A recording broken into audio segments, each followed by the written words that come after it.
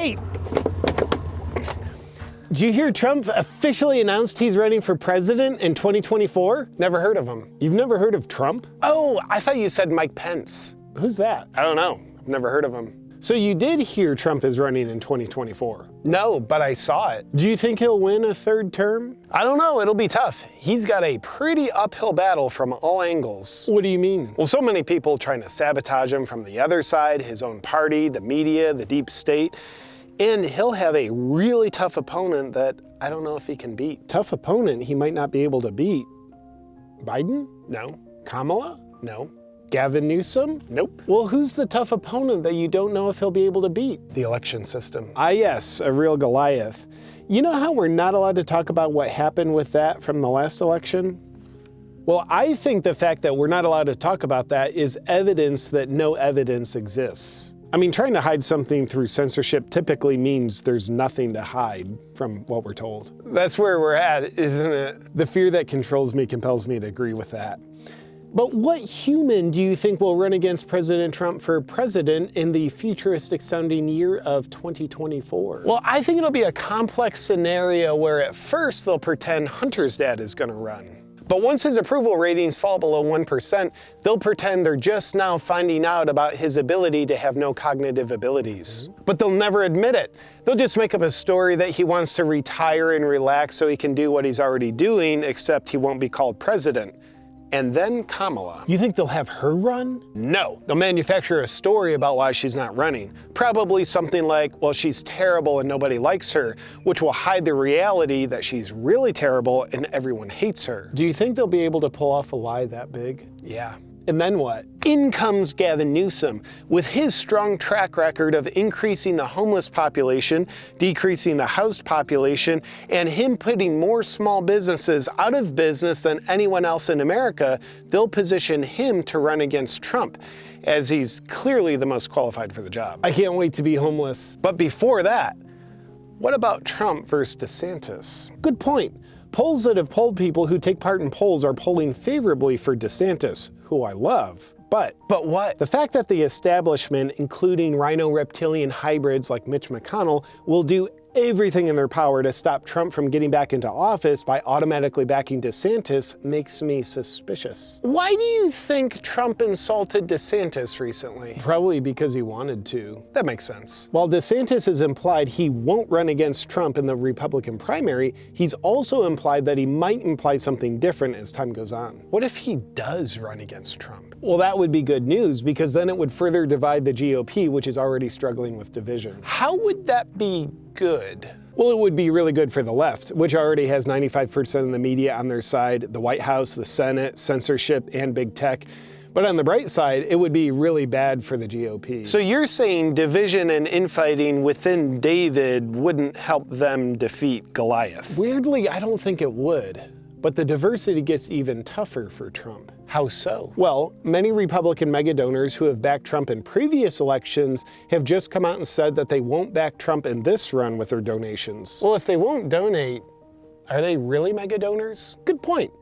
But aside from the obstacles presented to Trump by infighting within his own party, he's also got the obstacles thrown at him from his political opposition. Like what? The Russia collusion hoax. I thought Hillary was being honest about that. The January 6th committee. Oh, that's not legit? The FBI raiding Mar-a-Lago. I thought it was normal in democracies for the federal government to weaponize their agencies against their political opposition. And then you have TDS. TDS? Yeah, Trump derangement syndrome.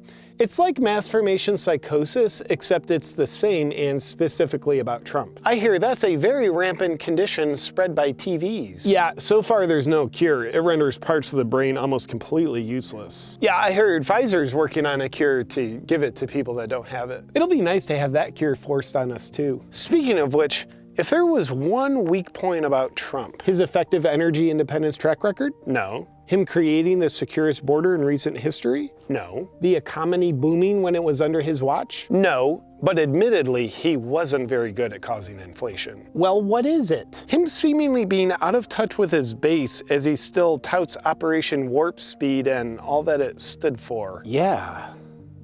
What do you think that was about? Well, I think it comes down to the guy's not perfect. That seems like a realistic perspective that would be in my worst interest not to consider. Yeah, it's kind of like if you had a baby and you were giving it a bath, and every once in a while it shits in the bathwater. You wouldn't throw the baby out with the bathwater. Exactly. You'd use your bare hand and grab the poop out of the bathwater and put it in your wife's slipper and continue bathing the baby in the same bathwater because you're already pressed for time and it's just quicker this way, like a good parent is supposed to. I think you lost me on that analogy. It wasn't an analogy, it was a metaphor. Well, that explains nothing. You're welcome.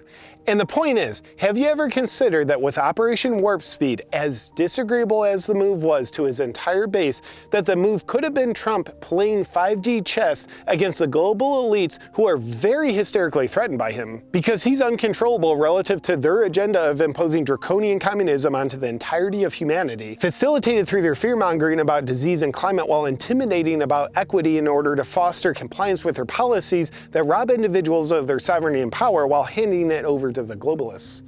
Yes, I have considered that. Me too. Just a thought. What were we talking about? Trump announcing that he's running for president in 2024. Oh yeah, exciting times. I'm sure people in Arizona can't wait to vote. I bet. Well, I gotta go. I want to check in and see how the media is honestly reporting on Trump's candidacy in a completely unbiased way that's aligned with the principles of true journalists, because that's what they are. I'm sure that's exactly what you'll find. Oh, quick question. At the rate that the Build Back Better plan is destroying everything in its path in a way that makes it better, do you think time will still exist in 2024? Probably not. Well then, how will we know when it's time to vote? Start counting the days. Hot off the presses, if you want to be one of the first in the world to get the new 45th and 47th shirt, you know what it means, just go to awakenwithjp.com and get yours today.